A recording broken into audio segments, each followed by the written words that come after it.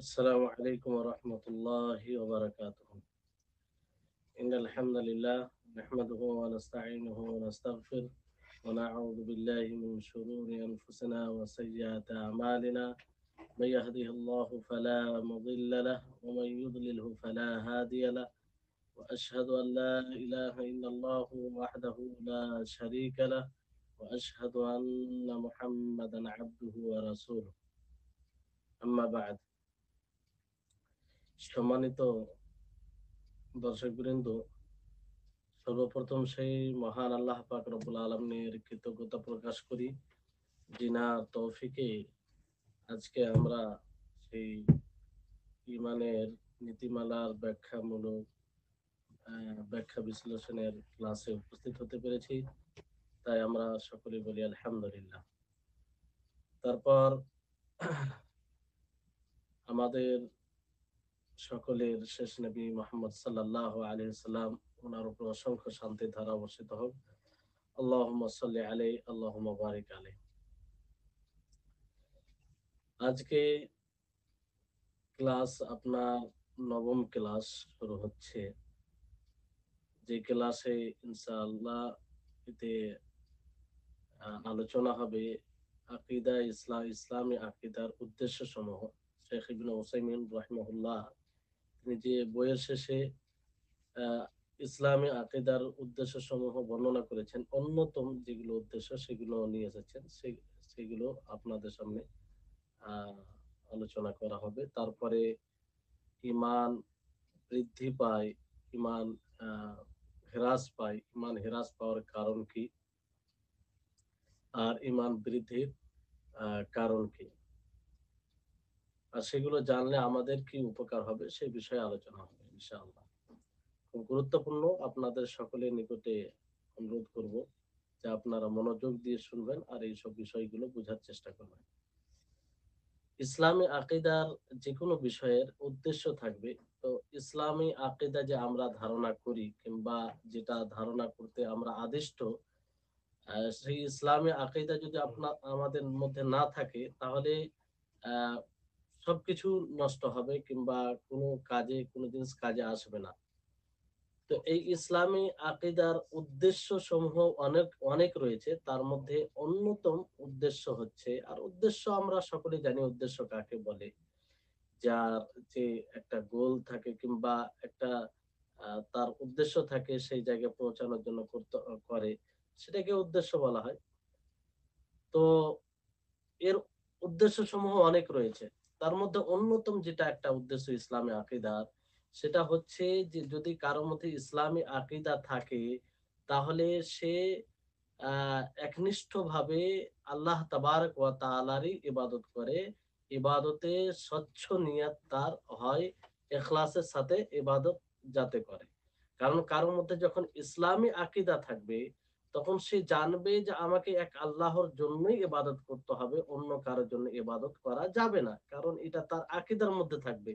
কালেমায়ে শাহাদাত পাঠ করতে গেলে সে জানবে যে আমাকে একমাত্র আল্লাহর জন্যই ইবাদত করতে হবে, অন্য কারোর জন্য ইবাদত করা যাবে না। তো এটা এক নম্বর এর উদ্দেশ্য, যেটা অন্যতম। ইসলামী আকীদা যার মধ্যে যতটা মজবুত থাকবে, ততটাই সে একনিষ্ঠভাবে আল্লাহরই ইবাদত করবে, আর সেই ইবাদতে অন্য কাউকে শরীক করবে না। দ্বিতীয় যেটা উদ্দেশ্য হচ্ছে ইসলামী আকীদার, সেটা হচ্ছে যে বিবেক চিন্তা ভাবনাকে এমন জিনিস থেকে, যারা আকীদা থেকে শূন্য থাকে, যাদের মধ্যে ইসলামী আকীদা থাকে না, তাদের মধ্যে যে একটা বিশৃঙ্খলা, অরাজনৈতিক কাজ হয়, সেই কাজগুলো থেকে নিজের বিবেককে, নিজের চিন্তাধারাকে মুক্ত করা। এরকম কাজ থেকে মুক্ত থাকবে। যার মধ্যে ইসলামী আকীদা থাকবে, ইসলামী ধারণা থাকবে, সেই এই অরাজনৈতিক অথবা আহ বিশৃঙ্খলা সৃষ্টিকারী কাজ থেকে সে বিরত থাকবে কিংবা মুক্ত থাকবে। আর যার হৃদয় যতটা ইসলামী আকীদা থেকে শূন্য থাকবে, ততটাই সে বস্তু পূজারী হবে, বিভিন্ন রকমের জিনিস পূজারী করবে, তার পিছনে ছুটবে। আর বিভিন্ন বিভ্রান্তিকর আকীদার সে ধারণা করবে, বিভিন্ন খোরাফাত করবে, যেটা আমরা বর্তমান সময়ে দেখতে পারি যে যার মধ্যে ইসলামী আকীদা নেই, যেটা আমাদের বিবেকও সমর্থন করে না, সেটা মানুষ সমর্থন করে। তো এর দ্বিতীয় অন্যতম উদ্দেশ্য হচ্ছে যে নিজের বিবেক এবং চিন্তাধারাকে মুক্ত করা, স্বাধীন করা, যে সেই সব জিনিস থেকে যেই সব জিনিস একজন আকীদা শূন্য ব্যক্তি করে থাকে, সেগুলো থেকে মুক্ত করা। তৃতীয় বিষয় হচ্ছে যে একটা নফসি প্রশান্তি কিংবা চিন্তা ভাবনায় একটা এরকম প্রশান্তি আসে যাতে কোনো বিশৃঙ্খলা সৃষ্টি হয় না এবং অস্থিরতা তাতে আসে না। কারণ এই আকীদা, যে ইসলামী আকীদা ধারণ করে, ইসলামী আকীদা যার মধ্যে থাকে, সে খালিকের সাথে এই আকীদা তাকে খালেকের সাথে মিলিয়ে দেয়। খালিকের সাথে, স্রষ্টার সাথে সুসম্পর্ক করে দেয়। আর সেই আকীদার কারণে সে রবকে, আ আল্লাহ তাবারাক ওয়া তাআলাকে রব হিসাবে এবং পরিচালনাকারী হিসাবে তার প্রতি সন্তুষ্ট হন। তা তা হাকিম হিসাবে, শরীয়ত রচনাকারী হিসাবে সন্তুষ্ট হয় এবং তার হৃদয় তার কুদরতের উপরে প্রশান্তি, মানে আত্মশান্তি সে লাভ করে এবং তার হৃদয় ইসলামের জন্য প্রশস্ত হয়ে যায়। ফলে সে এই ইসলাম ব্যতীত অন্য কোন ধর্মের দিকে গুরুত্ব দেয় না। যে ইসলামী আকীদা ধারণ করে, সে কোনো, তার মধ্যে কোনো প্রকারের অস্থিরতা থাকে না। সে এক প্রকারের প্রশান্তি অনুভব করে।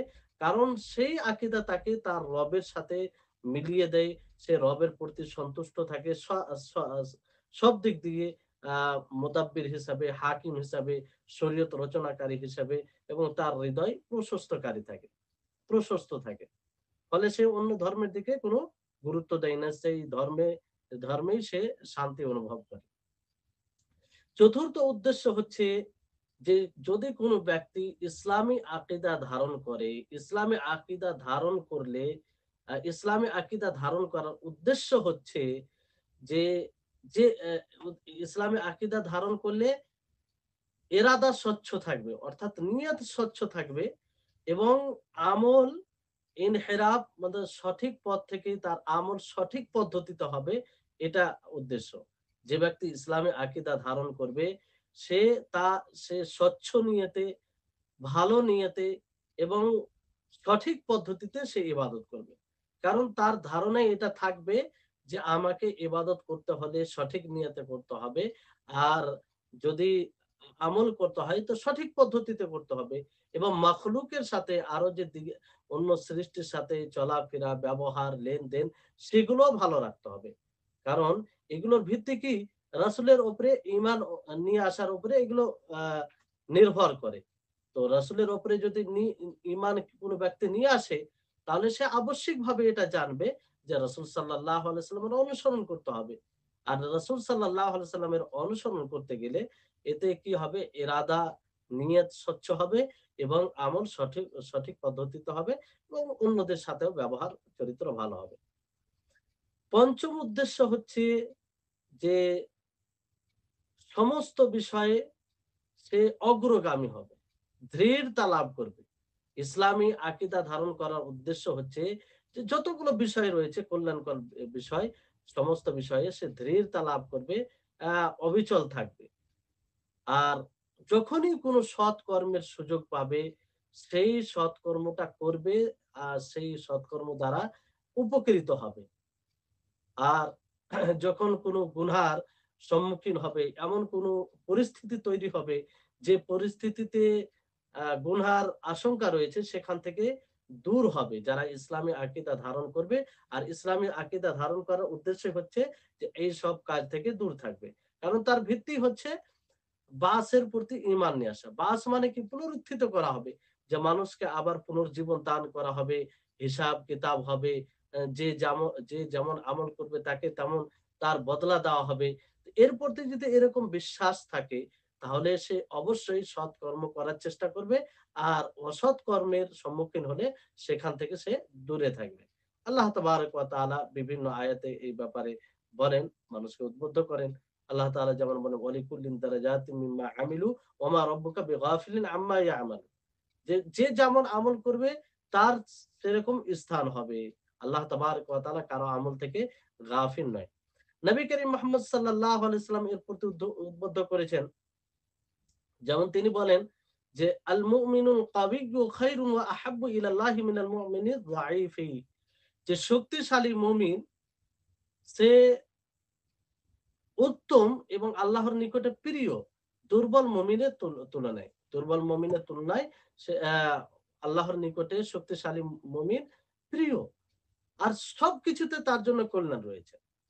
তারপরে নবী করিম মুহাম্মদ সাল্লাল্লাহু আলাইহি সাল্লাম বললেন যে ইহরিস আলা মা ইয়ানফাউকা ওয়াস্তাইন বিল্লাহ, যে তোমাকে যে জিনিস উপকার করবে, যে জিনিস দ্বারা তুমি উপকৃত হবে দুনিয়া এবং আখিরাতে, সেই জিনিসের প্রতি আগ্রহী হও, সেই জিনিসটাকে করার প্রচেষ্টা করো এবং আল্লাহর সহযোগিতা করো। ওয়ালা তাআজাজ, আর পিছনে সেই জিনিস থেকে পিছপা হতে হবে না। ওয়াইন আসাবাকা শাইউন ফালা তাকুল লাউ আন্নী ফাআলতু কানা কাযা ওয়া কাযা ওয়ালাকিন কুল কাদ্দারাল্লাহু ওয়া মা শাআ ফাআলা। আর যদি তোমাকে কোনো তুমি কোনো মুসিবতের সম্মুখীন হও, তাহলে এই কথা বলিও না যে আমি যদি এরকমটা করতাম তাহলে এরকম হতো। বরং সেখানে বলতে হবে যে আল্লাহ তাআলা যা মুকদ্দারে রেখেছেন, তিনি যা চাইছেন সেটাই হবে।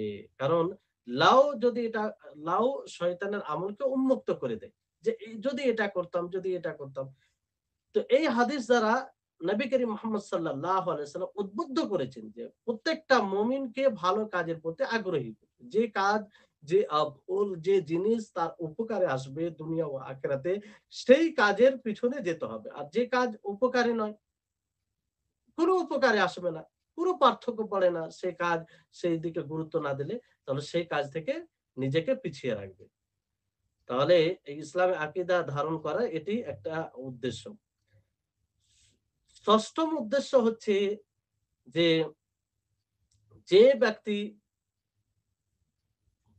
যে ব্যক্তি ইসলামে আকীদা ধারণ করবে, সেই সেই ব্যক্তি যারাই ইসলামে আকীদা ধারণ করবে তাদের মধ্যে একটি দল তৈরি হবে, যারা নিজের দ্বীনকে সুদৃঢ় রাখার জন্য, যারা এই দ্বীনকে প্রতিষ্ঠিত করার জন্য সর্বপ্রকারে তারা কোরবানি দেওয়ার জন্য প্রস্তুত থাকবে।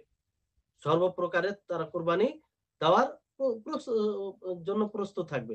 আর তারা এই কথা এটা পরোয়া করবে না যে তাদের এই পথে গিয়ে তাদের কি হবে, তারা কি বিপদের সম্মুখীন হতে পারে, এটা তারা কখনো পরোয়া করবে না।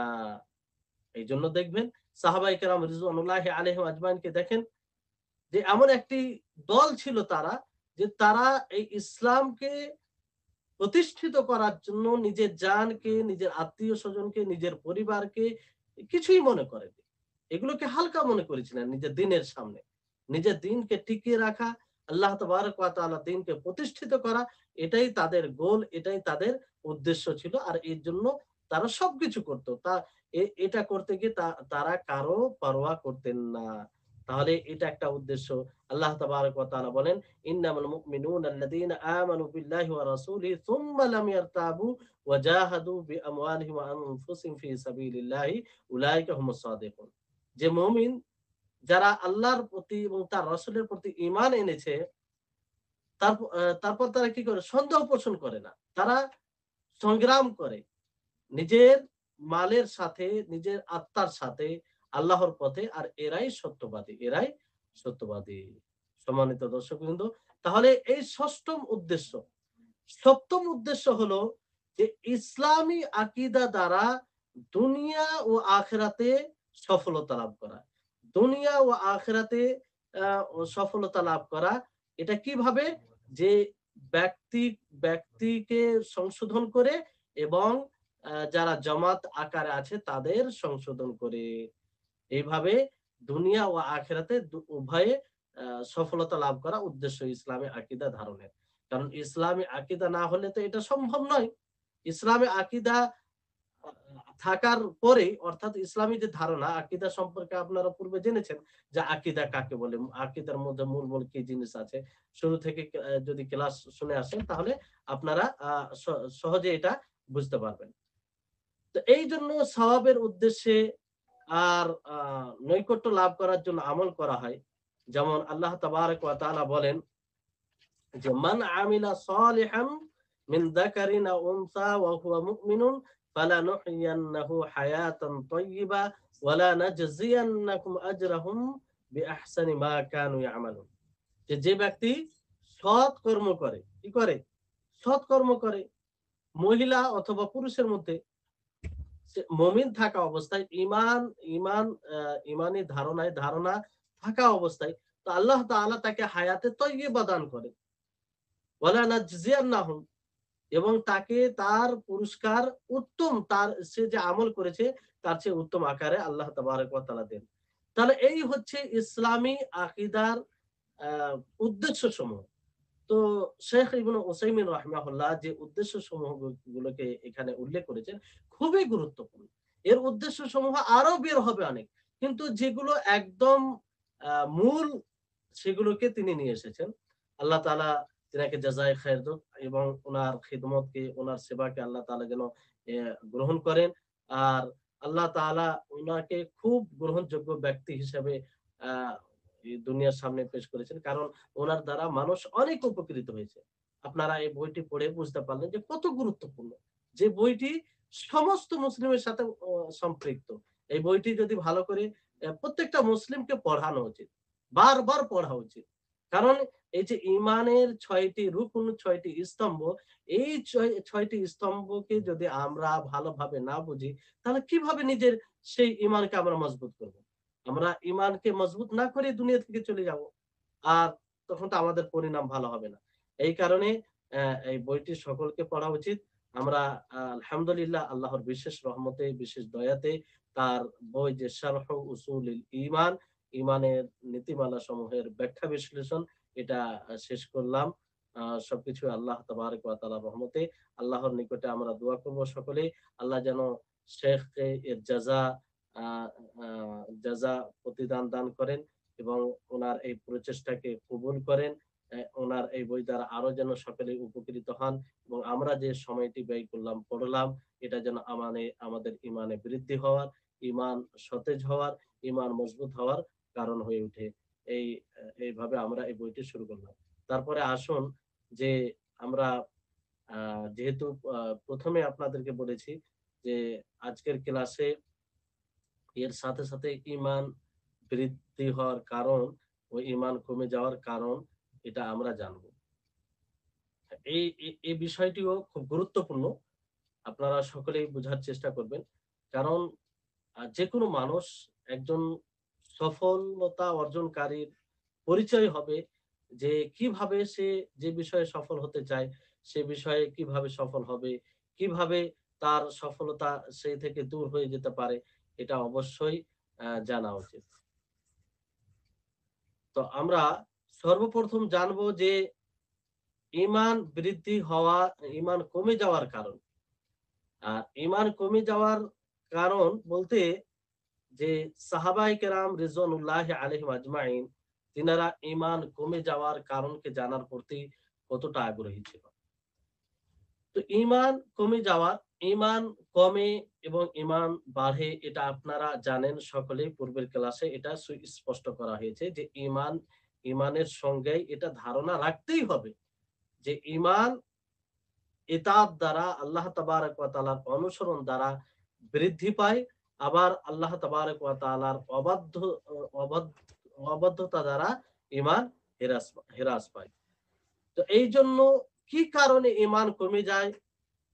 কি কারণে ঈমান আমাদের হেরাস পায়, ঈমান আমাদের দুর্বল হয়ে যায়? সেই কারণগুলো জানতে হবে। সেই কারণগুলো জেনে আমাদের সকলকে কি করতে হবে?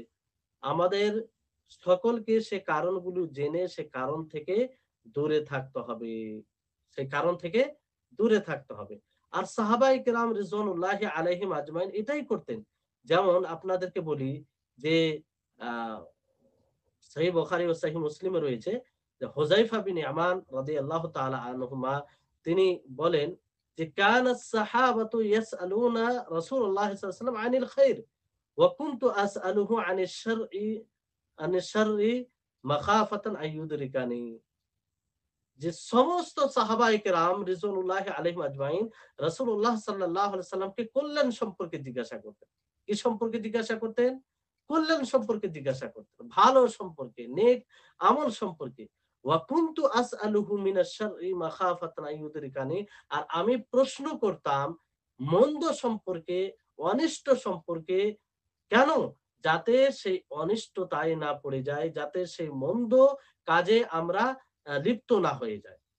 তাহলে অবশ্যই যেই কারণে আমাদের ঈমান হ্রাস পায়, যেই কারণে আমাদের ঈমান দুর্বল হয়ে যায়, যেই কারণে যে পথে চললে আমাদের ঈমান আমাদের জীবন থেকে চলে যায়, সেই আ পথগুলো, সেই কারণগুলো আমাদের জানা, একজন মুমিন যে আ আখিরাতে সফলতা লাভ করতে চায়, তার জন্য একান্তই জরুরি। এইজন্য ওলামায়ে কেরাম এই এর কারণ, ঈমান কমে যাওয়ার কারণ ২ প্রকারে বর্ণনা করেছেন। একটা হচ্ছে কারণ যে ভিতরের কারণ, আরেকটা হচ্ছে বাইরের কারণ। তো ভিতরের কারণ কিছু রয়েছে যে কারণে আমাদের ঈমান কমে যাওয়াতে অনেক প্রভাব সৃষ্টি করে। ঈমান কমে যায়। তার মধ্যে একটি অন্যতম কারণ হচ্ছে যে মূর্খতা। যেটা ইলমের বিপরীত, শিক্ষার বিপরীত। এটা সবচেয়ে কারণ ঈমান হ্রাস হয়ে যাওয়ার, ঈমান কমে যাওয়ার। আর যেমন ঈমান বেড়ে যাওয়ার, ঈমান অতিরিক্ত হওয়ার, ঈমান বৃদ্ধি পাওয়ার সবচেয়ে বড় কারণ জ্ঞান। অনুরূপভাবে তার বিপরীত মূর্খতা সবচেয়ে এটা আ বড় কারণ। একজন মুসলিম যখন সে জানবে যে কাতে ক্ষতি আছে এবং কি বিষয়ে ক্ষতি আছে, কি বিষয়ে প্রভাব সৃষ্টি করবে তার ক্ষতিতে, বৃদ্ধিতে। যখন সে জানবে যে এই কাজ করতে গেলে ক্ষতি হবে, তো সে কাজ থেকে সে বিরত থাকবে। সে বাঁচার চেষ্টা করবে। আর একজন মূর্খ যখন জানবে না, তখন সব রকম কাজ করার চেষ্টা করবে। ফলে কি হবে? তার ঈমান হ্রাস পাবে। তো ইলম প্রত্যেকটি কল্যাণের শিকড় বলতে পারেন। জ্ঞান প্রত্যেকটি কল্যাণের শিকড়, এবং মূর্খতা, জেহালাত এটা প্রত্যেকটি মন্দের শিকড়। যার মধ্যে যতটা জেহালাত থাকবে, ততটাই তার মধ্যে মন্দ অনিষ্টতা পাওয়া যাবে। ততটাই সে ইসলাম বহির্ভূত কাজ করবে। ততটাই সে ঈমান বিরোধী কাজ করবে। ততটাই তার মধ্যে ঈমান দুর্বলতা পাওয়া যাবে। আর যার মধ্যে যতটা প্রকৃত শিক্ষা পাওয়া যাবে, সে ততটাই তার মধ্যে ঈমান আ বৃদ্ধি পাওয়া যাবে। তাহলে মানুষ যে জুলমকে ভালোবাসে, হিংসা বিদ্বেষকে ভালোবাসে, অশ্লীলতা করে এবং যত রকম শরীয়ত বিরোধী কাজ করে, এগুলোর পিছনে একমাত্র যেটা কারণ হচ্ছে সেটা জেহালাত, সেটা মূর্খতা। কারণ প্রকৃত শিক্ষা থাকলে সে এগুলো করতে পারে না। সে জুলমকে ভালোবাসতে পারে না। সে বিদ্বেষকে ভালোবাসতে পারে না। সে অশ্লীলতা করতে পারে না। যখনই তার ইলম থাকে না, জেহালাত থাকে, তখন তার নিয়তে ফাসাদ চলে আসে। তো এটা হচ্ছে আ অন্যতম একটি কারণ ঈমান হেরাস করে যাওয়া, হেরাস পা আ ঈমান হেরাস হয়ে যাওয়ার, ঈমান কমে যাওয়া। এইজন্য ইবনে কাইয়িম রাহিমাহুল্লাহ তিনি বলেন যে মানুষের নিয়তে ফাসাদ সৃষ্টি হয় ইলমে ফাসাদ চলে আসার কারণে। যখন মানুষের ইলম সঠিক থাকে না, তখন সে বিশুদ্ধ নিয়তে কাজ করতে সক্ষম হয় না। যখন মানুষ কোন জিনিসের ক্ষতিকে জানবে, ক্ষতিকারকের ক্ষতিটাকে জানবে, তখন সে অবশ্যই সেই জিনিস থেকে দূরে থাকবে। যেমন ধরুন যে একটি খাবার রয়েছে, সেই খাবারটি সুস্বাদু। সেই খাবারে যদি বিষ মিশানো হয়, যে ব্যক্তি জানবে যে এই খাবারটি সুস্বাদু হলেও এতে বিষ মিশ্রিত করা হয়েছে, তার জ্ঞানে যদি এটা থাকে, তাহলে সেই খাবারটি সুস্বাদু হলেও সেই খাবার থেকে সে দূরে থাকবে, বিরত থাকবে। কেন থাকবে? কারণ কারণ তার জ্ঞান রয়েছে। কারণ তার কি রয়েছে? জ্ঞান রয়েছে। সে জানে যে এই খাবারটি সাময়িকভাবে যদি আমাকে আ ভালো লাগে, সুস্বাদু লাগে, দেখতে সুস্বাদু মনে হয়, তো খেলে ক্ষতি আছে। সেজন্য সে খাবে না। কিন্তু যে ব্যক্তি জানে না, সে খাবার সম্পর্কে জানে না, সে মনে করছে সুস্বাদু। বিষ যে মিশ্রিত করা আছে সে বিষয়ে সে জানে না। সে খাবারটি খেয়ে ফেলবে কি খেয়ে ফেলবে না? অবশ্যই সে খেয়ে ফেলবে। খেয়ে ফেলার কারণে কি হবে? সে মারা যেতে পারে। তার ক্ষতি হবে। অনুরূপভাবে এইরকম দুনিয়াতে চলতে গিয়ে মানুষ যখন জ্ঞানী হবে, যখন সে বুঝতে পারবে যে এই কাজটি আমার আখিরাতের জন্য কল্যাণকর, এই কাজটি করতে গেলে আল্লাহ তাআলা সন্তুষ্ট হবে, রাসূলের অনুসরণ হবে, তখন সে কাজটি করবে। আর যে ব্যক্তি জানবে না যে এমন কাজ রয়েছে যে কাজে আল্লাহ তাআলা অসন্তুষ্ট হবে, আল্লাহর রাসূলের বিরুদ্ধাচারণ হবে, শরীয়ত বিরোধী কাজ হবে, আর এতে এই কাজ করলে জাহান্নামের দিকে আমাকে নিয়ে যাবে, তখন সে অজান্তে এই কাজটি করে ফেলবে। আ অ অ অনুধাবন না করার ফলে। তাহলে এই হচ্ছে, তাহলে ইলম এটা আ না ইলম জেহালাত, ইলমের বিপরীত যেটা জেহালাত মূর্খতা, এটা সবচেয়ে বড় কারণ ঈমান কমে যাওয়ার, ঈমান হেরাস করে যাওয়ার। আপনাদেরকে একটি উদাহরণ দিতে হলে বুঝতে পারবেন। যে মুসা আলাইহিস সালামের কওম, মুসা আলাইহিস সালামের জাতি এই মূর্খতার কারণে কত বড় একটা শিরকের দাবি করেছিলেন জানেন? আশ্চর্য হবেন। যেটা কল্পনা করা যায় না। আল্লাহ তাবারাক ওয়া তাআলা সেটা নকল করেন, বলেন যে ক্বালু ইয়া মূসা ইজআল লানা ইলাহান কামা লাহুম আলিহা ক্বালা ইন্নাকুম কওমুন তাজহালুন। তারা বলল যে হে মূসা, আমাদের জন্য তুমি একটি ইলাহ বানিয়ে দাও, মাবুদ বানিয়ে দাও, যার আমরা ইবাদত করব, যার আমরা কি করব? উপাসনা করব। যেমন তাদের ইলাহ রয়েছে, যেমন সেই সময়ের যারা মুশরিক কাফের ছিল তাদের ইলাহ, তাদের অনেক মাবুদ ছিল। অনুরূপভাবে তারা দাবি করল, মুসা আলাইহিস সালামের কওম, মুসা আলাইহিস সালামের জাতি এটা কেন দাবি করেছেন? আল্লাহ তাআলা বললেন, ইন্নাকুম কওমুন তাজহাল, তোমরা কি মূর্খ? তোমরা অজ্ঞ? না হলে এই দাবি কি তোমরা করো? যেটা শিরক, যে শিরকে উৎখাত করার জন্য, যে শিরকে দুনিয়া থেকে শেষ করার জন্য আ মুসা আলাইহিস সালাম তাকে প্রেরণ করা হয়েছে এবং সমস্ত নবীকে প্রেরণ করা হয়েছে। তো তারা এত বড় একটা শিরকের দাবি করলো নিজের জন্য, কেন? এই মূর্খতার কারণে।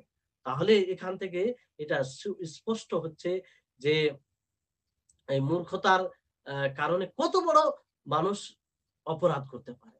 দুনিয়াতে যেটা সবচেয়ে বড় অপরাধ শিরক, সেই অপরাধও করতে পারে। সেই অপরাধও হয় এই মূর্খতার কারণে। তারপরে আরো আল্লাহ তাবারাক ওয়া তাআলা বিভিন্ন জায়গায় এটা ইঙ্গিত করেছেন যে এই মূর্খতার কারণে মানুষ অশ্লীলতা করে। তারপরে মূর্খতার কারণে মানুষ আ আ কি করে যে আল্লাহর আ হুকুমকে উপেক্ষা করে। এরকম অনেক আয়াত রয়েছে। তাহলে এখান থেকে যেটা স্পষ্ট হচ্ছে যে মূল কারণ ঈমান হেরাস আ আ পাওয়ার মূর্খতা। এজন্য জেহালাত মূর্খতা এক বড় ধ্বংসাত্মক একটি অসুখ, রোগ। যেই রোগ মানুষকে শেষ করে দেয়। যে রোগে কোনদিন আরোগ্য দান আ লাভ করে না, আরোগ্য আ আরোগ্যতা পায় না, যতক্ষণ পর্যন্ত সে তার বিপরীত জ্ঞান অর্জন না করবে। এজন্য আ যে মানুষকে এই মূর্খতার দুনিয়া থেকে শিক্ষার দুনিয়াতে ফিরে আসা উচিত। এজন্য আল্লাহ তাবারাক ওয়া তাআলা বলেছেন যে, "কুল হাল ইয়াস্তাবিল্লাযীনা ইয়া'লামুনা ওয়াল্লাযীনা লা ইয়া'লামুন।" যে হে নবী আপনি বলে দিন যে যারা শিক্ষিত আর যারা অশিক্ষিত তারা কি বরাবর? কোন সময় বরাবর হতে পারে? কোন সময় নাই। ইন্নামা ইয়াখশাল্লাহ মিন ইবাদিহিল উলামা, যে যারা উলামা তারাই আল্লাহকে বেশি, প্রকৃত যারা আলেম, যাদের মধ্যে প্রকৃত জ্ঞান আছে, তাদের হৃদয়ে আল্লাহর ভয় যতটা জ্ঞান থাকবে ততটাই বেশি ভয় থাকবে। দ্বিতীয় যেটা কারণ হচ্ছে ঈমান হ্রাস করে পেয়ে যাওয়ার যেটা ভিতরের কারণ, সেটা হচ্ছে আ গুনাহ করা। গুনাহ করা। এই গুনাহ করতে গিয়ে ঈমান হ্রাস পাবে, ঈমান কমে যাবে। এতে কোন প্রকারের সন্দেহ নাই। আর আমরা ঈমানের সংজ্ঞায় পড়েছিলাম যে ঈমান, আল ঈমান ইয়াজিদু বিত-তাআ ওয়া ইয়ানকুসু বিল মাআসি, যে ঈমান ইতাআত দ্বারা বৃদ্ধি পায় আর ঈমান মাআসি দ্বারা, আল্লাহর অবাধ্যতা দ্বারা, আল্লাহ বিরোধী কাজ করলে ঈমান কমে যায়, ঈমান হ্রাস পায়। তো যেমন আল্লাহ তাবারাক ওয়া তাআলা, আল্লাহ তাবারাক ওয়া তাআলার প্রত্যেকটি আদেশ পালন করার পরে সেটা ওয়াজিব হতে পারে, সেটা মানদুব উত্তম হতে পারে। সেটা কারণ সেটা পালন করার ফলে যেমন ঈমানে বৃদ্ধি পায়, ঈমান বেড়ে যায়। অনুরূপভাবে আল্লাহ তাবারাক ওয়া তাআলার যেটা নিষেধাজ্ঞা, সেই নিষেধাজ্ঞাকে করার জন্য সেটা হারাম হতে পারে অথবা মাকরুহ হতে পারে। সেটা করার ফলে ঈমান কমে যায়, ঈমান হ্রাস পায়। তো যেমন আপনার গুনাহতে আল্লাহর অবাধ্যতা এক পর্যায়ে নেই, এক শ্রেণী নয়, বিভিন্ন শ্রেণী রয়েছে। তো যে যতটা গুনাহগার হবে, পাপী হবে, তার ততটা ঈমান হ্রাস পাবে। তার ততটা ঈমান কমে যাবে। এটা স্পষ্ট। এজন্য আল্লাহ তাবারাক ওয়া তাআলা বলেছেন হুম দারাজাতুন ইনদাল্লাহি ওয়াল্লাহু বাসীরুম বিমা ইয়ামালুন, যে আল্লাহর নিকটে বিভিন্ন শ্রেণীর বিভিন্ন পর্যায়ের হবে, এক ক্যাটেগরির হবে না। যে যেমন ঈমান এর অধিকারী হবে তার সাথে সেরকম ব্যবহার করা হবে। ওয়ালিকুল্লি দারাজাতিম মিম্মা আমিলু ওয়া মা রাব্বুকা বিগাফিলিন আম্মা ইয়ামালুন। তাহলে এখানে এটা স্পষ্ট যে গুনাহ করতে গেলে, পাপ করতে গেলে ঈমান হ্রাস পায়। আর আল্লাহ তাবারক ওয়া তাআলা যেমন এতে বলেছেন যে যাদের হৃদয়ে রোগ থাকে, যাদের হৃদয় রোগে আক্রান্ত হয়, তাদের রোগ আরো বৃদ্ধি পায়। তার মানে কি তাদের ঈমান কমে যায়। এরকম অনেক, যেমন নবী করিম মুহাম্মদ সাল্লাল্লাহু আলাইহি ওয়াসাল্লাম বলেছেন, আলা উনাব্বিউকুম বিআকবারিল কাবাইর, তোমাদেরকে সবচেয়ে বড় গুনাহ কি আমি তোমাদেরকে খবর দেব না? আর প্রথম আল্লাহ নবী কি বললেন যে আল ইশরাকু বিল্লাহ, আল্লাহ তাবারক ওয়া তাআলা শিরক করা। এটা সবচেয়ে বড় গুনাহ। তো যখন আল্লাহ নবী সবচেয়ে বড় গুনাহ বললেন, তো ছোট গুনাহ আছে। তো সবচেয়ে বড় গুনাহ হলে ওই গুনাহ করলে ঈমান থেকে সে বঞ্চিত হবে, ঈমান তার হারিয়ে যাবে। আর ছোট গুনাহ করলে সেরকম তার ঈমান কমে যাবে, তার তুলনায় কম হবে। হ্যাঁ? তো এই হচ্ছে বিষয়। তাহলে আপনারা আশা করি এটা বুঝতে পেরেছেন যে ঈমান হ্রাস পাওয়ার, ঈমান কমে যাওয়ার একটি অন্যতম কারণ হচ্ছে গুনাহ করা, পাপ করা, শরীয়ত বিরোধী কাজ করা। তৃতীয় যেটা ভিতরের কারণ হচ্ছে সেটা হচ্ছে নফসে আম্মারা। নফসে আম্মারা। আল্লাহ তাবারাক ওয়া তাআলা মানুষের মধ্যে একটি নফস, একটি আত্মা তৈরি করেছেন যেটা নিন্দনীয় নফস, নিন্দনীয় আত্মা। সেই আত্মা, সেই নফস সদা সর্বদা মন্দ জিনিসের আদেশ করে, হালাকাতের দিকে ডাক দেয় এবং মন্দর রাস্তা তার জন্য মন্দ মন্দ রাস্তায় পরিচালিত করে। তার এটা স্বভাব, তার এটা স্বভাব।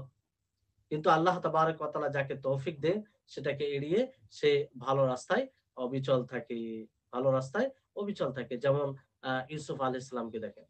যে ইউসুফ আলাইহিস সালাম, তাকে একজন মহিলা এমন অবস্থায় তাকে অশ্লীলতার দিকে ডাক দিয়েছিল যে সময় কোনো বাধা দানকারী ছিল না। ইউসুফ আলাইহিস সালাম ও আ সেই মহিলা, যে মহিলা অশ্লীলতার দিকে ডাক দিয়েছিল, তারপরেও তিনার উপরে আল্লাহর বিশেষ রহমত ছিল। তিনি সেটাকে উপেক্ষা করে সঠিক পথে অবিচল ছিলেন। এরকম অনেক রয়েছে। তো এই নফসে আম্মারার কাজই হচ্ছে মানুষকে মন্দ পথের দিকে নিয়ে যাওয়া। এজন্য আল্লাহর নবীর ব্যাপারে আল্লাহ তাআলা বলেছেন যে যদি আমি আপনাকে ধীর না রাখতাম তাহলে আপনিও তাদের দিকে কিছু ঝুঁকে যেতেন। তাহলে এর কাজই হচ্ছে যে মানুষকে মন্দের দিকে নিয়ে যাওয়া, মন্দের আদেশ দেওয়া। এজন্য খুতবায়ে হাজাতে যে খুতবাটি নবী করিম মুহাম্মদ সাল্লাল্লাহু আলাইহি ওয়াসাল্লাম বারবার বলতেন, সেই খুতবায় কি বলেন আল্লাহর নবী? আলহামদুলিল্লাহি নাহমাদুহু ওয়া নাস্তাঈনুহু ওয়া নাস্তাগফিরুহু ওয়া নাউযু বিল্লাহি মিন শুরুরি আনফুসিনা। যে আল্লাহ, তোমার আশ্রয় চাইছি, আল্লাহর আশ্রয় চাইছি আমাদের আত্মার অনিষ্ট হতে, আত্মার অনিষ্ট হতে। তাহলে আত্মার এখান থেকে কি বোঝা যাচ্ছে যে আত্মার অনিষ্ট রয়েছে। এক প্রকার আত্মা রয়েছে যে আত্মা বারবার অনিষ্টতার দিকে নিয়ে যায়, অনিষ্টতার হুকুম দেয়। তাহলে এটা ঈমান কমে যাওয়ার একটা অন্যতম কারণ। তাহলে আমাদেরকে কি করতে হবে? আল্লাহ তাবারক ওয়া তাআলা এরকম ভাবে একটাই নফস তৈরি করেনি, বরং তার বিপরীতে আরেকটি নফস তৈরি করেছেন যাকে নফসে মুতমাইন্না বলা হয়। কি বলা হয়? নফসে মুতমাইন্না বলা হয়, প্রশান্ত আত্মা। যার কাজ হচ্ছে সবসময় মানুষকে ভালো কাজের আদেশ দেওয়া, মন্দ কাজ থেকে বিরত রাখা। তো নফসে আম্মারা সে মন্দ কাজের আদেশ দেয়, নফসে মুতমাইন্না সে ভালো সেই মন্দ থেকে বাধা দেয়। তো মানুষ কখনো নফসে আম্মারার অনুসরণ করে, আবার কখনো নফসে মুতমাইন্নার অনুসরণ করে। ইবনে কাইয়িম রাহিমাহুল্লাহ তিনি বলেন যে আল্লাহ তাবারক ওয়া তাআলা মানুষের মধ্যে দুটি নফস তৈরি করেছেন। একটি নফসে আম্মারা, একটি নফসে মুতমাইন্না। আর এই দুটি নফস আপোষে একে অপরের সাথে শত্রুতা রাখে। যখনই এই দুটি নফসের মধ্যে কোন নফস একটা হালকা হয়ে যায়, অন্যটা তার উপরে ভারী হয়ে যায়, অন্যটা তার উপরে প্রাধান্যতা পায়। আর যখনই মানুষ কোন একটি নফসে আম্মারা দ্বারা যদি সে আনন্দ ভোগ করে, আমোদ ফুর্তি করে, তাহলে দ্বিতীয় যে নফস রয়েছে নফসে মুতমাইন্না, সেটা সে কষ্ট পায়। আর নফসে মুতমাইন্না দ্বারা যে উপকৃত হয়, তখন সে নফসে আম্মারা সেটা দ্বারা কষ্ট পায়। এই জন্য নফসে আম্মারার জন্য সবচেয়ে বড় কষ্টকর আমল হচ্ছে আল্লাহর জন্য আমল করা। সে কখনো চাইবে না যে আল্লাহর জন্য আমল করা হোক।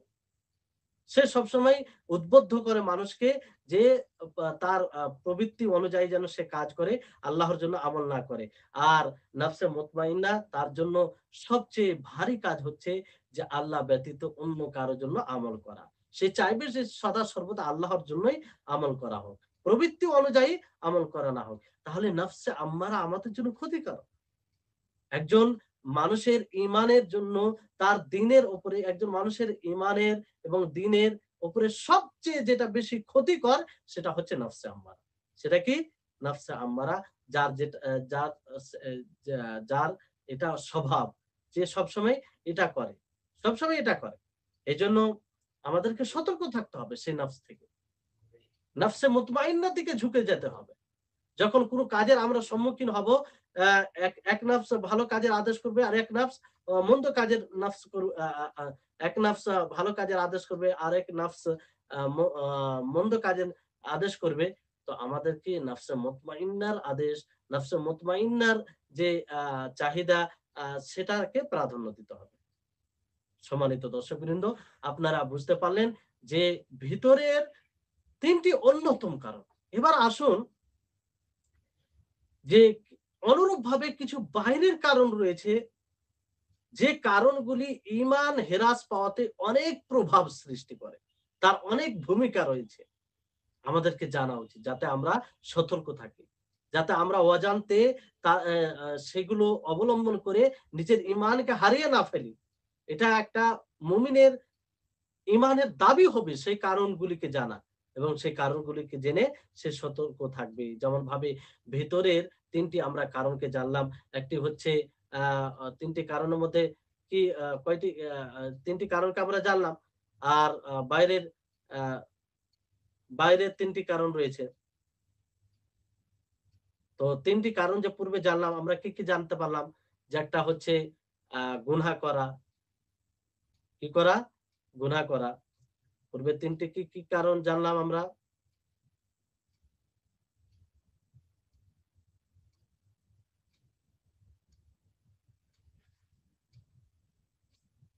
হ্যাঁ, একটি মূর্খতা, জেহালাত, এই কারণটি আমরা জানলাম। যেটা ইলম হের আ এ এ ঈমান হেরাস পাওয়ার অন্যতম কারণ। ২য় হচ্ছে গুনাহ করা, পাপ করা। এতে ঈমান হেরাস পেয়ে যায়। এটা জানতে পারলাম। ৩য় যেটা অন্যতম কারণ হচ্ছে নফসে আম্মারার অনুসরণ করা। যে নফস বারবার মন্দ কাজের আদেশ দেয়। তাহলে ৩টি অন্যতম কারণ। এছাড়া আরো কারণ রয়েছে, কিন্তু এই ৩টি অন্যতম কারণ। তারপরে এটা তো ভিতরের কারণ। বাইরের কিছু কারণ রয়েছে। তার মধ্যে অন্যতম কারণ রয়েছে, অন্যতম কারণ হলো সেটা হচ্ছে শয়তান। শয়তান সবচেয়ে শক্তিশালী কারণ। যে শয়তান মানুষের ঈমান হেরাস পাওয়াতে বড় ভূমিকা পালন করে। যে শয়তান মুমিনদের শত্রু, যে শয়তান মুমিনদের পথে সবসময় অপেক্ষায় রয়েছে যে কিভাবে তার ঈমানকে কমিয়ে দেওয়া যাবে, সে ঈমান থেকে বঞ্চিত হয়ে যাবে। কিভাবে একজন মুমিনের ঈমানে ফাসাদ সৃষ্টি করা যাবে। কিভাবে একজন মুমিনের হৃদয়ে আ দুর্বলতা নিয়ে আসা যাবে। আর এইজন্য সে কুমন্ত্রণা, প্ররোচনা দিতেই থাকে।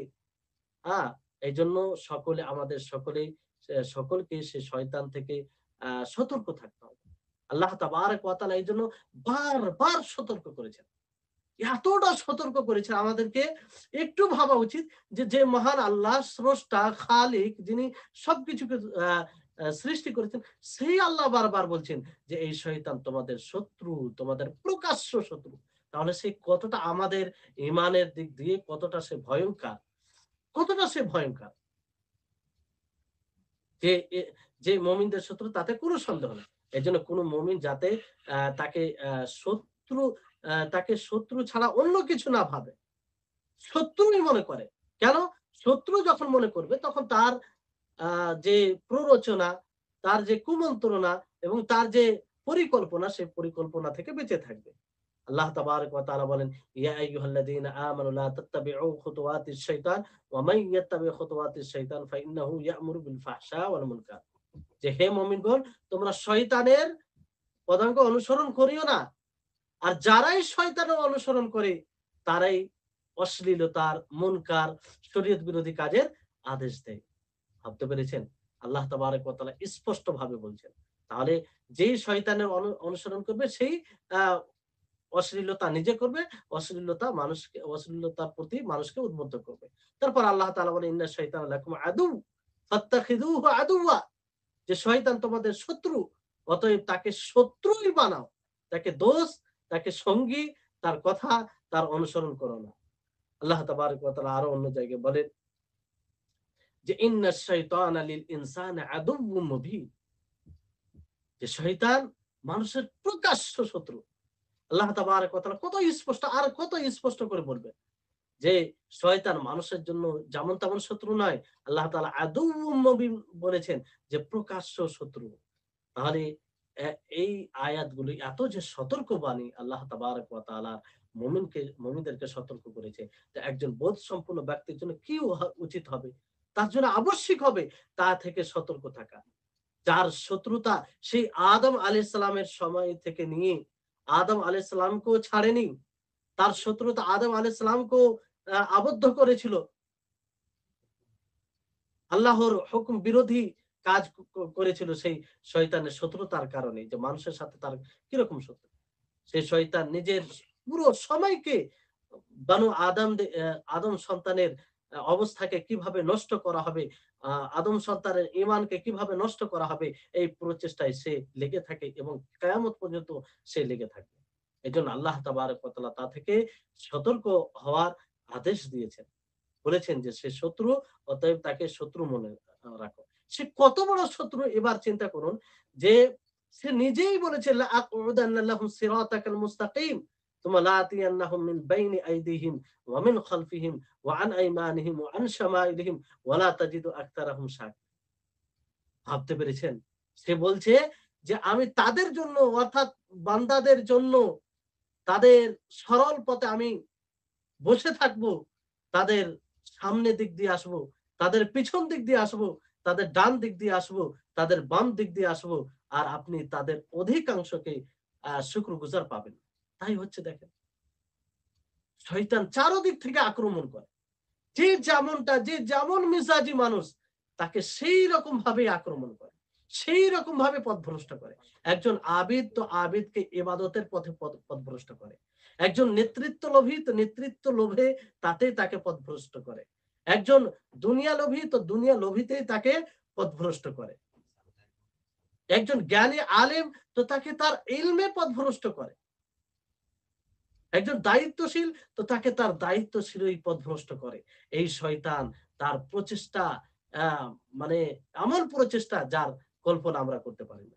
এই জন্য সেই শয়তান থেকে আমাদের সকলকে সতর্ক থাকতে হবে এবং তাকে শত্রু মনে করতে হবে। যে শয়তান আমাদের পিতা, আমাদের আদম আলাইহিস সালাম তাকেও ছাড়েন, তাকেও ছাড়েন, পথভ্রষ্ট করার চেষ্টা করেছিল আর করেছিল। তাহলে আমাদের সবসময় এই চেষ্টা থাকতে হবে যে আমাদের চিন্তাধারায় যেন সেই শয়তান বাসা না বাঁধে। আমাদের সংকল্প, আমাদের চিন্তাধারায় যেন সেই বাসা না বাঁধে, সেখানে ফাসাদ সৃষ্টি না করে। বিভিন্ন রকমের প্ররোচনা সে দিতে না পারে। আমরা এমনভাবে নিজেকে তৈরি করব যে, যে আমাদের চিন্তাধারা এবং যে কাজ আমাদের উপকারে আসবে তার মধ্যে যেন সে দেওয়াল, প্রাচীর হয়ে না দাঁড়ায়। এটা আমাদেরকে সবসময় চিন্তা করতে হবে। তারপরে ২য় কারণ হচ্ছে যে দুনিয়া এবং দুনিয়ার ফিতনায় পড়ে যাওয়া। এটা অন্যতম কারণ।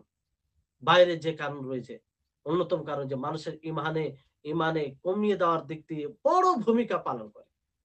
এজন্য দেখবেন যে যতটা দুনিয়ামুখী হয়, যে যতটা দুনিয়াকে ভালোবাসে, যে যতটা দুনিয়ার জন্য সময় ব্যয় করে, যে যতটা দুনিয়ার সন্ধানে নিজেকে নিজেকে সেদিকে নিয়ে যায়, সে দুনিয়ার যে সুখ রয়েছে, দুনিয়ার যে আনন্দ রয়েছে, সেই আনন্দের দিকে সে ছুটে যায়, ততটাই তার আর বিষয় হচ্ছে যে যে যতটা দুনিয়ার প্রতি আগ্রহী হয় ততটাই তার হৃদয়ের সম্পর্ক দুনিয়ার সাথে হয়। ফলে সে ইতাআত কম করে আর তার ঈমান হ্রাস পায়। ঈমান কমে যায়। এজন্য ইবনুল কাইয়িম রাহিমাহুল্লাহ তিনি বলেছেন যে, "ওয়া আলা কাদরি রাগবাতিল আবদি ফিদ দুনিয়া ওয়া রাদাহু বিহা ইয়াকুনু তাসাকুলু আন তাআতিল্লাহি ওয়া তালাবিল আখিরাহ।"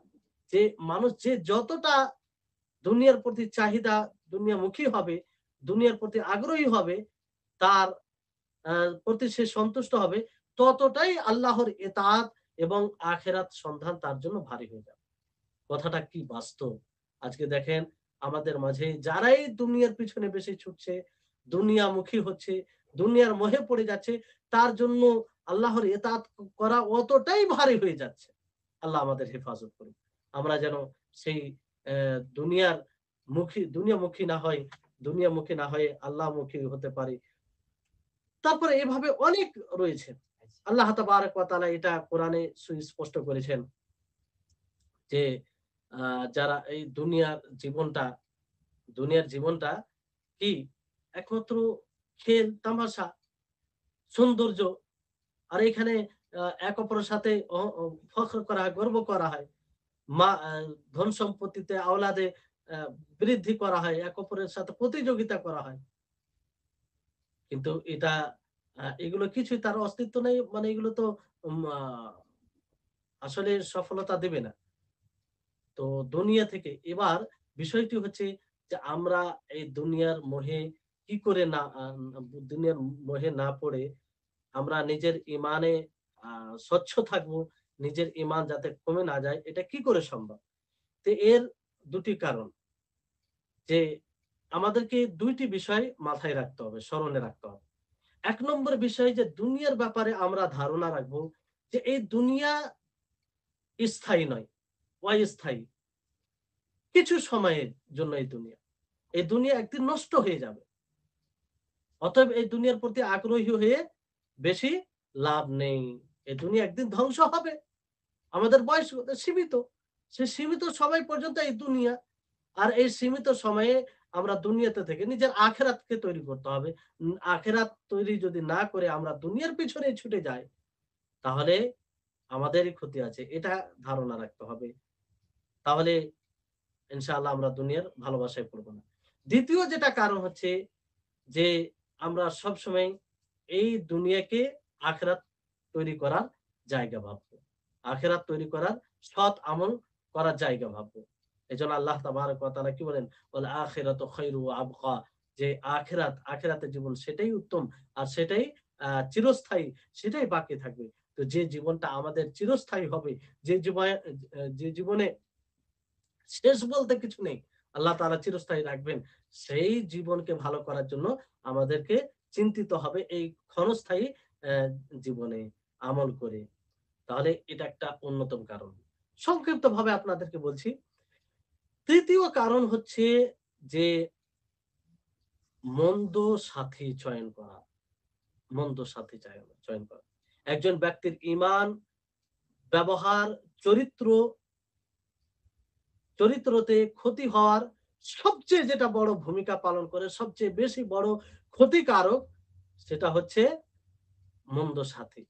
মন্দ সাথীর সাথে আপনি যতটা মিশে থাকবেন, যতটা তাদের সঙ্গ অবলম্বন করবেন, ততটাই আপনার ঈমান হ্রাস পাবে। ততটাই আপনার ঈমান দুর্বল পাবে।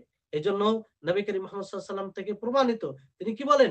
যে আর রাজুলু আলা দীনি খালিলিহি ফালইয়ানজুর আহাদুকুম মান ইউখালিল। যে একজন মানুষ সে বন্ধুর দিনের উপরে থাকে। তার বন্ধু যেভাবে দিনকে পালন করে সেইভাবে সেই দিনের উপরে সে থাকে। ফালিয়ানদুর আহাদুকুম মান ইউখালিল। অতএব তোমাদের মধ্যে কেউ যেন দেখে যে সে কার সাথে বন্ধুত্ব করছে। একজন মানুষকে দেখতে গেলে তার বন্ধুকে দেখতে হবে। তার বন্ধু যে আখলাক, যে চরিত্রে, যে দিনদারিতার মালিক হবে সেরকম ভাবে তার যার সাথে যে বন্ধুত্ব করছে সেও সেরকম হবে। কথাই অনেক বাস্তব। নবী করিম মুহাম্মদ সাল্লাল্লাহু আলাইহি ওয়াসাল্লামের কথা। দেখবেন একজন মানুষকে চিনতে গেলে তার বন্ধুকে দেখতে হবে। আর এই ব্যাপারে অনেক হাদিস রয়েছে আর উক্তি রয়েছে সালাফে সালেহিনদের। যেমন আবু দারদা থেকে একটি কবিতা আকারে রয়েছে যে আনিল মারই লা তাসআল ওয়া আবসারা কারিনাহু ফাইনাল কারিনা বিল মুকারিনি ইক্তাদি।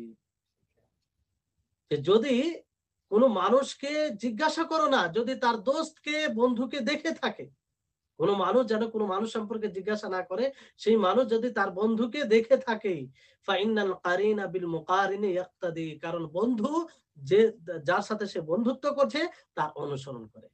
তাহলে তার বন্ধুকে দেখতে গেলেই বোঝা যাবে যে সে কিরকম আহ চরিত্রে, কিরকম দিনদারি তা রাখে। সুফিয়ান তিনি বলেন যে লাইসা শাইউন আবলাগু ফি ফাসাদি রাজুলিন ওয়া সালাহি মিন সাহিবিন, যে একজন মানুষকে পথভ্রষ্ট করার, একজন মানুষকে নষ্ট করার, একজন মানুষের বিশুদ্ধতা থেকে শুদ্ধতা থেকে বিশুদ্ধতা মানে নষ্ট করার পিছনে সবচেয়ে যে যে জিনিসটা বড় ভূমিকা রাখে সেটা হচ্ছে সঙ্গী, সেটা হচ্ছে সাথী। তাহলে কাতাদা তিনিও বলেন যে ইন্না ওয়াল্লাহি মা রাআইনা আর-রাজুলা ইউসাহিবু মিনান নাস ইল্লা মিথলাহু ওয়া শাকলাহু ফাসাহিবুস সালিহিন মিন ইবাদিল্লাহি লাআল্লাকুম আন তাকুনু মাআহুম আও মিথলাহুম। যে আল্লাহর কসম খেয়ে বলছি যে আমরা এমন কোন মানুষকে দেখিনি যে মানুষের মধ্যে যে বন্ধু করবে সে তার মতোই হবে, তার মতোই সে হওয়ার চেষ্টা করবে। মানে এটাই আমরা দেখেছি যে মানুষ যার সাথে সঙ্গী, যাকে সঙ্গী বানায় তার মতোই হয়। অতএব তিনি বলছেন যে তোমরা কি করো, সালেহীনদেরকে বন্ধু বানাও, সালেহীনদের সাথে উঠা বসা করো। আল্লাহর বান্দার মধ্যে যারা সত্য, যারা নেক, তাদের সাথে উঠা বসা করো, যাতে তোমরা তাদের সাথে হও এবং তাদের মতো হও। এই ব্যাপারে অনেক উক্তি রয়েছে। যাই হোক, মূল কথা হচ্ছে যে সৎ সঙ্গী এটা ঈমান বৃদ্ধির একটি অন্যতম কারণ।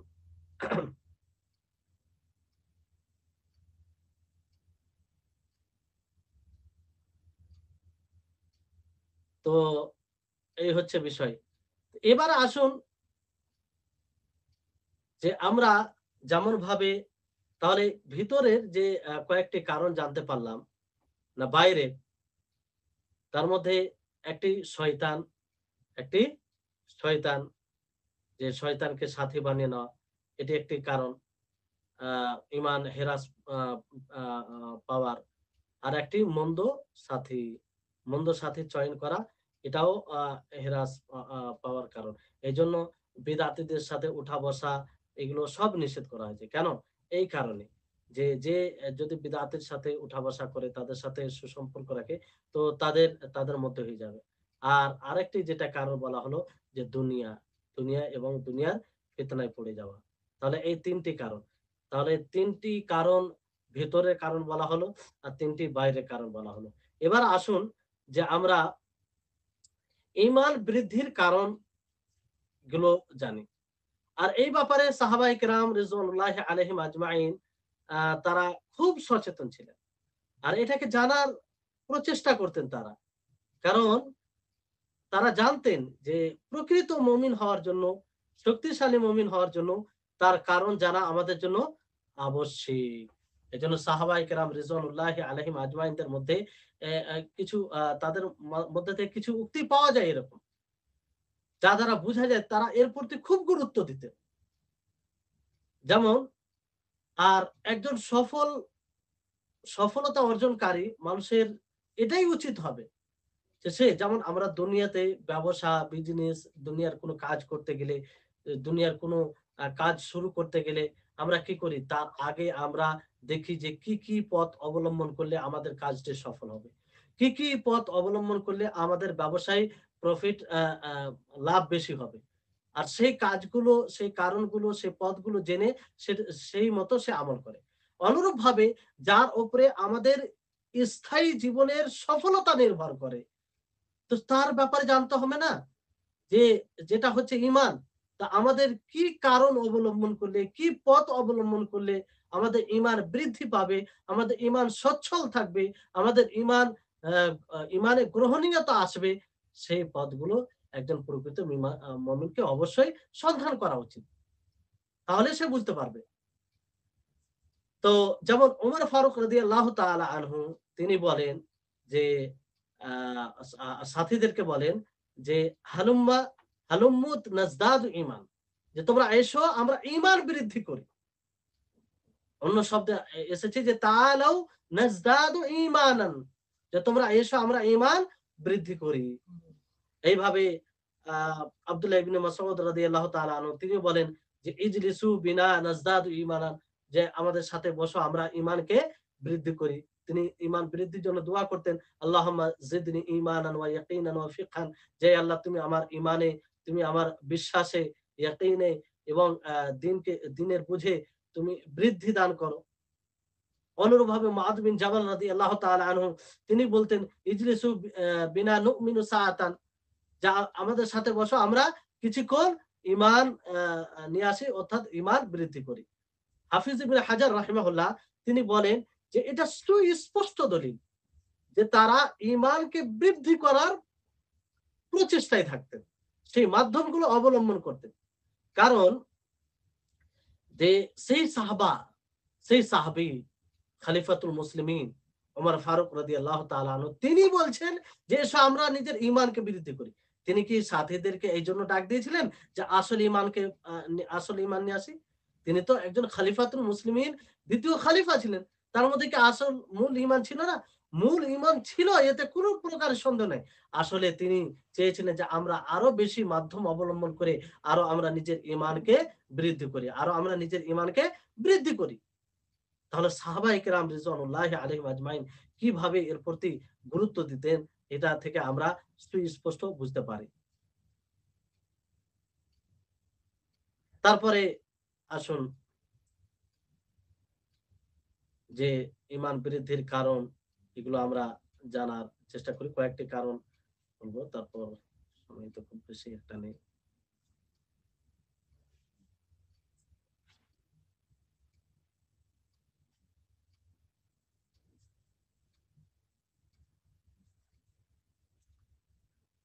তো সফল ব্যক্তির পরিচয় হচ্ছে যে কিভাবে কি পথ অবলম্বন করলে তার ঈমান বৃদ্ধি পাবে সেটা সে জানবে। আর এই জানাতে অনেক উপকার রয়েছে। এতে সফলতা রয়েছে। আর এটা একটা অন্যতম কারণ হবে। এটা ঈমান বৃদ্ধি হওয়ার অন্যতম কারণ হবে। কারণ জানতে পারলে সে কারণগুলোকে অবলম্বন করবে। তো মুমিন, এইজন্য প্রকৃত যারা মুমিন তারা ২ টি বিষয়ে প্রচেষ্টায় থাকে। ২ টি বিষয়ে প্রচেষ্টায় থাকে। মনোযোগ দিয়ে শুনবেন আপনারা। যে ২ টি বিষয় প্রচেষ্টায় থাকে। একটি বিষয় হচ্ছে যে মুমিন সদা সর্বদা ঈমানের বাস্তবায়নের প্রচেষ্টায় থাকে। ঈমানকে সে জানার প্রচেষ্টায় থাকে এবং কি আমল করলে ঈমান বৃদ্ধি পাবে সেই প্রচেষ্টায় থাকে। কি অবস্থা অবলম্বন করলে ঈমান বৃদ্ধি পাবে এই প্রচেষ্টায় থাকে, একটি বিষয়। দ্বিতীয় বিষয় হচ্ছে যে সে এই প্রচেষ্টায় থাকে যেগুলো ঈমান পরিপন্থী আমল, ঈমানকে কমিয়ে দেয়, ঈমান হেরাস হয়ে যায়, ঈমান দুর্বল হয়ে যায়, সেটা প্রকাশ্য ফিতনা হতে পারে কিংবা সেটা গোপনীয় ফিতনা হতে পারে। সেই জিনিস থেকে সে বিরতি সেগুলোকে প্রতিরোধ করে। প্রতিরোধ করার প্রচেষ্টায় থাকে এবং সে নিজের আ ইলাজ করে যাতে সেগুলো তার মধ্যে না আসে। তাহলে এইভাবে আ মুমিন নিজের ঈমানকে মজবুত করে। ঈমানের যে ঈমান বৃদ্ধি হওয়ার কারণ থাকে সেগুলোকে অবলম্বন করে তার উপরে থেকে ঈমানকে বৃদ্ধি করে। আর ঈমান পরিপন্থী আমলগুলো ঈমান আ হেরাস আ আ ঈমানে হেরাস পাওয়ার যে কারণগুলো রয়েছে সেগুলো থেকে বিরত রেখে বিরত থেকে সতর্ক থেকে ঈমান কে ঠিক রাখে। তাহলে এক কথায় যে আ ঈমান বৃদ্ধি হওয়ার কারণগুলো জানার অনেক উপকার রয়েছে। তো সর্বপ্রথম যেটা কারণ হচ্ছে সেটা হচ্ছে ইলমে নাফে। ইলমে নাফে অর্জন করা, ইলমে নাফে থাকা ঈমান বৃদ্ধি পাওয়ার সবচেয়ে বড় কারণ। ইলমে নাফে বলা হয়েছে। স্বাভাবিক ইলম নয়। ইলমে নাফে, উপকারী ইলম। এজন্য অনেক দেখবেন বড়, বড় যারা কোরআন হাদিসের জ্ঞানী নিজেকে দাবি করে তার জীবনে কোনো এরকম লক্ষণ দেখা যায় না যে সে সত্যিকারে আম্বিয়াদের উত্তরাধিকারী। তো এই ইলমে নাফে অর্জন করতে হবে। ইলমে নাফে যদি থাকে, উপকারী জ্ঞান থাকে, তাহলে এই উপকারী জ্ঞান আমাদের ঈমান বৃদ্ধি হওয়ার একটি অন্যতম কারণ হবে। আর ইলমে নাফে বলতে যে প্রকৃত কোরআন ও হাদিসের জ্ঞান। কোরআন হাদিসকে সাহাবাদের বুঝ অনুযায়ী বুঝা, তাবেঈনরা যেভাবে কোরআন হাদিসকে বুঝেছেন সেভাবে বুঝা, তারা যে জিনিসকে হালাল মনে করেছেন সেটাকে হালাল মনে করা, তারা যে জিনিসকে হারাম মনে করেছেন সেটাকে হারাম মনে করা, তারা যেভাবে জুহুদ অবলম্বন করতেন, দুনিয়া বিমুখী হতেন, সেইভাবে দুনিয়া থেকে বিমুখী হতে হবে। আল্লাহর তাকওয়া পরেজগারিতা অবলম্বন করতে হবে এবং সঠিক বেঠিকের মধ্যে পার্থক্য করতে হবে। সুন্নাহ এবং বিদআতের মধ্যে পার্থক্য করতে হবে। প্রকৃত ইলম যেন তাকে ভালো কাজের প্রতি উদ্বুদ্ধ করে আর মন্দ কাজ থেকে বিরত রাখে। তো এই ইলম, এই প্রকৃত ইলম ঈমান বৃদ্ধি হওয়ার একটি অন্যতম কারণ। এইজন্য আল্লাহ নবী বিশেষভাবে বলতেন, আল্লাহুম্মা ইন্নী আসআলুকা ইলমান নাফিআ, যে আল্লাহ তোমার কাছে ইলমে নাফি চাইছি, উপকারী ইলম চাইছি, উপকারী ইলম চাইছি। আর এমন ইলম থেকে আল্লাহর নবী আল্লাহর আশ্রয় চাইতেন। আল্লাহুম্মা ইন্নী আউযু বিকা মিন ইলমিন লা ইয়ানফা, যে আল্লাহ এমন ইলম হতে, এমন জ্ঞান হতে আমি তোমার আশ্রয় চাইছি যে ইলম আমাদের কোনো উপকারে আসবে না। তাহলে ইলম কতটা একটা বিরুদ্ধ হওয়ার কারণ, যে ইলম, আহলে ইলমদের সাক্ষ্য প্রদানকে আল্লাহ তাআলা নিজের সাক্ষ্যের সাথে বর্ণনা করেছেন। আল্লাহ তাআলা কি বলছেন? শাহিদাল্লাহু আন্নাহু লা ইলাহা ইল্লাহু ওয়াল মালায়েকাতু ওয়া উলুল ইলমি কায়িমান বিল কিসত লা ইলাহা ইল্লা হুয়াল আজিজুল হাকীম। যে আল্লাহ তাআলা সাক্ষ্য প্রদান করছেন যে তিনি ছাড়া কোন সত্য মাবুদ নেই। আর আহলে ইলমগণ সাক্ষী দিচ্ছেন, ফেরেশতাগণ সাক্ষী দিচ্ছেন। তাহলে দেখেন যে কত বড় ফজিলতের বিষয় যে ইলম থাকার কারণে তাদের সাক্ষ্যকে আল্লাহ তাআলা নিজের সাক্ষ্যের সাথে বর্ণনা করেছেন।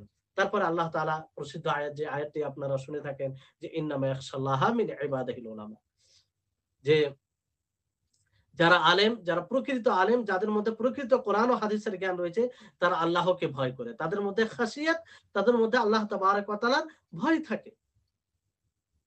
অসংখ্য আয়াত রয়েছে যে আয়াতগুলো দ্বারা এটা স্পষ্ট হয় যে ইলম হচ্ছে ঈমান বৃদ্ধির অন্যতম একটি কারণ। ইলম থাকলে সে রাত দিন আল্লাহকে স্মরণ করবে, ইলম থাকলে সে সাজদারত হবে, ইলম থাকলেই সে আল্লাহর জন্য কিয়াম করবে, ইলম থাকলেই সে জাহান্নামকে স্মরণ করে জাহান্নামের কর্ম থেকে বেঁচে থাকবে, ইলম থাকলে সে জান্নাতকে স্মরণ করে জান্নাতি কর্ম করার চেষ্টা করবে। এর অনেক আয়াত রয়েছে, সবগুলো আয়াত এখানে বলা সম্ভব নয়। ইলমের মধ্যে কয়েকটি বিষয় সম্পর্কে জানা, বিষয়ে আমাদের ইলম জ্ঞান বৃদ্ধি হয়। সেটা হচ্ছে, একটা হচ্ছে যে কোরআন কারীমের সম্পর্কে, কোরআন কারীমকে পড়া, পাঠ করা এবং কোরআন কারীমকে নিয়ে গবেষণা করা, চিন্তা ভাবনা করা, এটা ইলম বৃদ্ধির একটি অন্যতম কারণ। কারণ এই কোরআন হচ্ছে হেদায়েত। এই কোরআন মানুষের হেদায়েতের জন্যই নাজিল করা হয়েছে। তো যে যতটাই কোরআনকে পাঠ করবে, যে যতটাই কোরআনকে বুঝে পড়বে, তার ততটা হেদায়েত বৃদ্ধি পাবে, সে কোরআনের আলোকিত হবে, সে ততটাই, যেহেতু এই কোরআনকে শিফা বলা হয়েছে, তার শরীর, তার অন্তর, মানে যেগুলো রোগ রয়েছে তার শরীরে, একজন কোরআন পাঠকের, সে যদি ভালো করে পড়ে, চিন্তা ভাবনা করে, তাহলে সে তার শরীর এবং হৃদয় আরোগ্যতা লাভ করবে। আল্লাহ তাবারক ওয়া তাআলা এটাকে হেদায়েত বলেছেন, বহু আয়াতে বলেছেন। আল্লাহ তাবারক ওয়া তাআলা যেমন একটি আয়াতে বলেন, ইন্না হাযাল কুরআনা ইয়াহদি লিল্লাতী হিয়া আকওয়াম ওয়া ইউবাশশিরু আল মুমিনিনা আল্লাযীনা ইয়া'মালুনা আস-সালিহাত আন্না লাহু আজরান কাবীরা। যে এই কোরআন সে মানুষকে কি করে? সরল পথের দিশা দেখায়। সরল পথে যদি দিশা দেখায়, তাহলে সরল পথে থাকলে সে মুমিন হবে। আর সেই পথেই তাকে জান্নাতে নিয়ে যাবে। তো এটা তো ঈমান বৃদ্ধির কারণ। আর আল্লাহ তাআলা বলছেন যে যারা মুমিন হবে, যারা সৎকর্ম করবে, তাদের জন্য বড় পুরস্কার রয়েছে। আল্লাহ তাআলা এই কোরআনকে শিফা বলেছেন, মুমিনদের জন্য রহমত বলেছেন। অসংখ্য আয়াত রয়েছে। আল্লাহ তাআলা তারপর বলেছেন, আফালা ইয়াতাদাব্বারুনাল কুরআনা আম আলা কুলুবিন আকফালুহা, যে তারা কি কোরআন নিয়ে গবেষণা করে না, না তাদের হৃদয়ে তালা পড়ে গেছে। তারপরে একটি আয়াতে সুস্পষ্টভাবে আল্লাহ তাআলা বলছেন যে ইন্নামাল মুমিনুনা আল্লাযীনা ইযা যুকিরাল্লাহু ওয়াজিলাত কুলুবুহুম ওয়া ইযা তুলিয়াত আলাইহিম আয়াতুহু যাদাতহুম ঈমানান ওয়া আলা রাব্বিহিম ইয়াতাওয়াক্কালুন। যে মুমিন, তাদের সামনে যখন আল্লাহর আয়াত পাঠ করা হয়, জিকির করা হয়, তাদের হৃদয় কম্পিত হয়, তাদের হৃদয় ভয়ভীত হয়। ওয়া ইযা তুলিয়াত আলাইহিম আয়াতুহু, যখন তাদের সামনে আয়াত পরিবেশন করা হয়, যাদাতহুম ঈমানা, তাদের ঈমান বৃদ্ধি পায়। সুস্পষ্ট। তাহলে কোরআনে কারীম অধ্যয়ন করা এটি আ ঈমান বৃদ্ধির একটি অন্যতম কারণ। এজন্য আমাদের সকলকে এই আ কোরআন কারীমের কি করতে হবে? এই কোরআন কারীমের অধ্যয়ন করতে হবে। কত সময় হলো?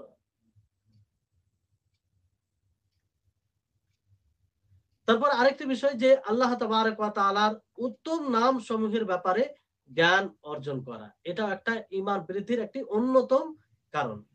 একটি অন্যতম কারণ। যে যতটা আল্লাহ তাবারাক ওয়া তাআলার নাম সমূহের ব্যাপারে জ্ঞান অর্জন করবে, তার সিফাত সম্পর্কে, ততটাই সে আল্লাহ তাবারাক ওয়া তাআলাকে সব দিক দিয়ে জানতে পারবে। ততটাই তার হৃদয়ে আল্লাহর মর্যাদা বসবে। এতে কি হবে? তার ঈমান বৃদ্ধি পাবে। এজন্য বলা হয় যে যতটা আল্লাহকে জানে তার মধ্যে ততটাই ঈমান মজবুত হয়। এটা ঈমান নির্ভর করে আল্লাহ তাবারাক ওয়া তাআলার পরিচয় লাভ করার উপরে। এজন্য কয়েকটি এর লাভ রয়েছে আ পরিচয় আ পরিচয় লাভ করাতে। একটি হচ্ছে এটি বলে ক্লাস আজকে শেষ হবে ইনশাআল্লাহ। তো একটি হচ্ছে যে যারা আল্লাহ তাবারাক ওয়া তাআলার নামসমূহ এবং গুণসমূহ সম্পর্কে জ্ঞান অর্জন করে, আল্লাহ তাবারাক ওয়া তাআলার এই বিষয়ে একত্ববাদ সম্পর্কে জ্ঞান অর্জন করে, তারা সবচেয়ে ফজিলতপূর্ণ জ্ঞান অর্জন করে। সবচেয়ে বড় ইলম অর্জন করে। এই জ্ঞানে নিজেকে ব্যস্ত করা, এই জ্ঞান সন্ধান করা, এর অনেক লাভ রয়েছে। আর এর লাভ হচ্ছে যে সবচেয়ে বড় উদ্দেশ্যকে পূর্ণ করা হয়। আল্লাহ তাবারাক ওয়া তাআলার পরিচয় লাভ করা হয়। যেটা প্রত্যেক মুমিনের জন্য জরুরি। দ্বিতীয় হচ্ছে যে আল্লাহ তাবারাক ওয়া তাআলার নাম এবং গুণসমূহ সম্পর্কে যখন জানবে, তখন তার হৃদয়ে আল্লাহর প্রতি ভালোবাসা বাড়বে। তার হৃদয়ে তাকে ভয় সে তার হৃদয় ভয়ভীত হবে এবং তার প্রতি তারই উপরে আশাবাদী হবে এবং আমল তার জন্যই করবে এবং আ আ প্রকৃত বান্দার যে সফলতা রয়েছে তাতেই আসবে। আল্লাহ তাবারাক ওয়া তাআলার নাম এবং গুণসমূহর পরিচয় ছাড়া কোন এতে সফলতা নেই। তাহলে যে যতটা আল্লাহ তাবারাক ওয়া তাআলার নাম ও গুণসমূহ সম্পর্কে জ্ঞান রাখবে, জ্ঞান অর্জন করবে, সে ততটাই আল্লাহকে ভালোবাসবে, আল্লাহকে ভয় করবে এবং আল্লাহর জন্যই আমল করবে। তারপর ৩ নম্বর হচ্ছে যে আল্লাহ তাবারাক ওয়া তাআলা মাখলুককে সৃষ্টি করেছেন কেন? যাতে মাখলুক তাকে জানে, তার পরিচয় লাভ করে। তার পরিচয় লাভ করে তারই ইবাদত করে। এটাই তো উদ্দেশ্য। তো এই কাজে নিজেকে ব্যস্ত করা, নিজের সময়কে ব্যয় করা। তো মূল কাজে সময়কে ব্যয় করা হয়। আর যে, যে বিষয়গুলো তাকে বাধা দেয় আল্লাহ তাবারাক ওয়া তাআলার মূল কাজ বাস্তবায়ন করাতে, আল্লাহ তাবারাক ওয়া তাআলার মূল উদ্দেশ্যকে বাস্তবায়ন করাতে, সে কাজগুলো থেকে বিরত থাকবে। যখন সে আল্লাহ তাবারাক ওয়া তাআলাকে জানবে, যখন সে আল্লাহ তাবারাক ওয়া তাআলাকে জানবে। তাহলে এটা একটা আর তারপরে হচ্ছে যে আল্লাহ তাবারাক ওয়া তাআলার নামসমূহ এবং গুণ সম্পর্কে জানা, এটা একটা ঈমানের একটি স্তম্ভ। ঈমানের একটি স্তম্ভ। আল ঈমানু বিল্লাহ, যে আনতুমিনা বিল্লাহ, তোমরা আল্লাহর উপরে ঈমান নিয়ে এসো।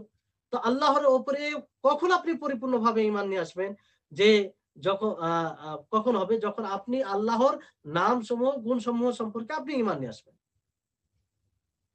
সব দিক দিয়ে ভালোভাবে ঈমান নিয়ে আসবেন। তাহলে আ পরিকৃতভাবে এটা ঈমান হবে।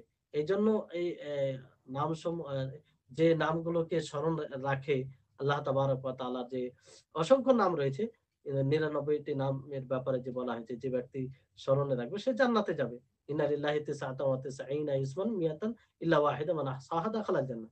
এতে ৯৯ টি নাম আছে তা নয়। এছাড়া আরো নাম রয়েছে। কিন্তু যেটা আমরা জানি সেটা, তো সে যে এই নামকে স্মরণে রাখবে সে জান্নাতে যাবে। তো ইবনুল কাইয়িম রাহিমাহুল্লাহ এই নাম সম্পর্কে বলেন যে এর অর্থ হলে যে এর একে গণে, গণে মুখস্থ করবে। দ্বিতীয় হচ্ছে ২য় ধাপ হচ্ছে যে তার অর্থকে বুঝবে, তার দাবিকে বুঝবে এবং সেটাকে বাস্তবায়ন করবে। আ ৩য় অর্থ হচ্ছে যে সেই নাম দ্বারা আল্লাহ তাবারাক ওয়া তাআলার কাছে দোয়া করবে সেই নামের ওসিলা নিয়ে।